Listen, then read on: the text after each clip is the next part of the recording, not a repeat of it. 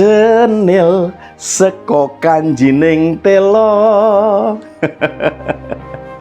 Jumpa lagi saudaraku dalam renungan harian. Salam sehat penuh rahmat Tuhan sertamu.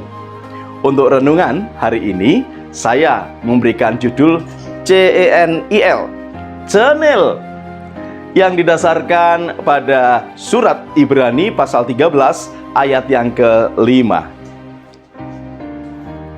Janganlah menjadi hamba uang dan cukupkanlah dirimu dengan apa yang ada padamu. Karena Allah telah berfirman, Aku sekali-kali tidak akan mengabaikan engkau, dan aku sekali-kali tidak akan meninggalkan engkau. Saudaraku, cenil atau juga sering disebut sebagai cetil adalah nama salah satu jenis jajanan pasar yang teksturnya kenyal dan lengket, tampilannya berwarna-warni serta rasanya manis gurih.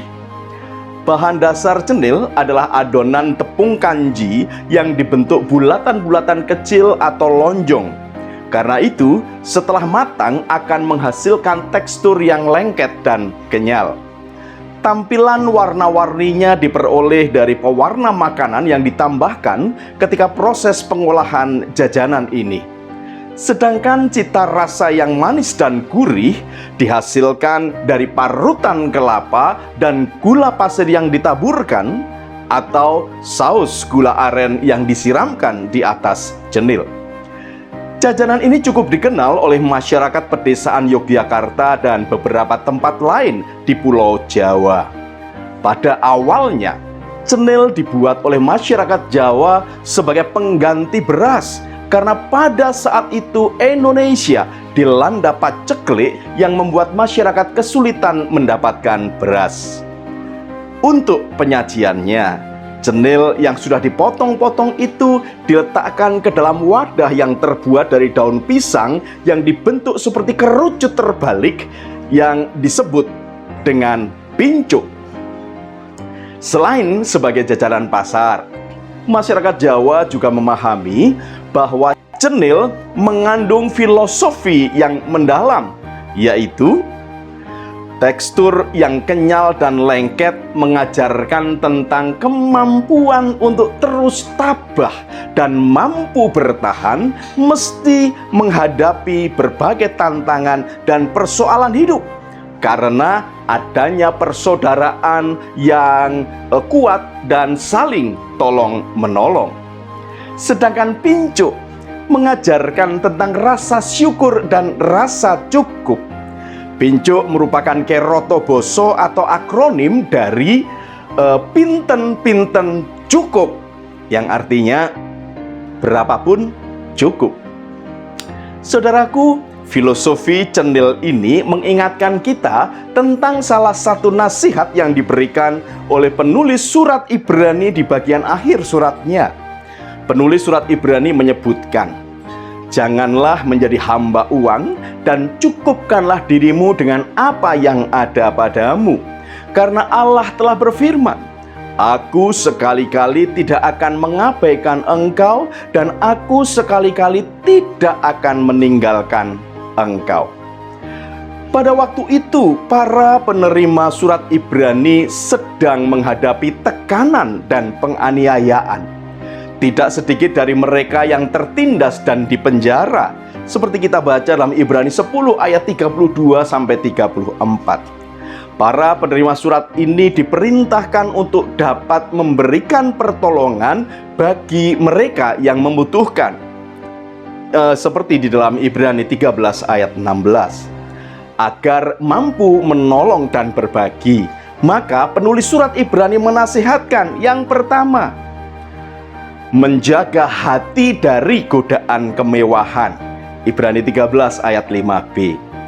Frasa jangan menjadi hamba uang secara harafiah bermakna bebas dari cinta terhadap uang. Bila seseorang lebih mencintai Kristus daripada materi atau uang, tentu dia pasti siap dan rela untuk memberikan pertolongan dan bantuan. Kedua, mencukupkan diri dengan apa yang ada. Ibrani 13 ayat 5b. Nasihat ini menunjukkan bahwa mencukupkan diri tidak terjadi secara alami, melainkan sebagai proses belajar. Oleh karena itu, mencukupkan diri tidak ditentukan oleh situasi. Hal ini tentang kemauan, bukan tentang berapa jumlah materinya. Apa yang dimiliki masing-masing orang bisa saja berbeda, tetapi mereka bisa sama-sama mencukupkan diri dengan apa yang ada. Ketiga, mempercayai janji Tuhan. Ibrani 13 ayat 5c. Memang tidak mudah untuk mencukupkan diri dalam segala keadaan, apalagi di tengah situasi yang dibayangi oleh penganiayaan. Namun, mereka perlu selalu mengingat janji penyertaan Tuhan.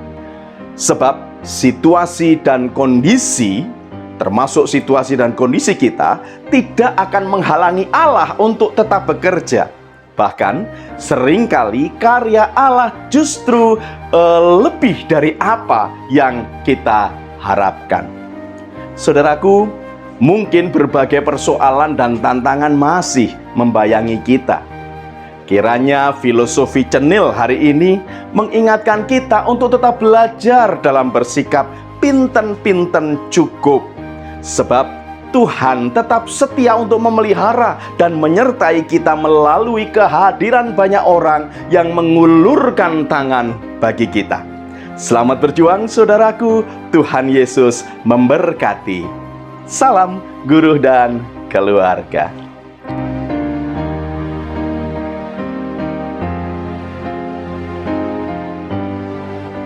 Saudaraku, mari kita berdoa. Ya Tuhan, seringkali ketamakan menjadi penghalang bagi kami untuk dapat merasa cukup. Oleh karena itu, kami terus belajar untuk dapat merasakan cukup, karena kami percaya bahwa Engkau akan senantiasa memelihara dan menjaga kami. Dengan demikian, kami terus juga dapat berupaya untuk mengucap syukur kepadamu atas segala keadaan kami. Kiranya Roh Kudus menolong kami untuk dapat mewujudkannya. Terima kasih Tuhan Yesus. Amin.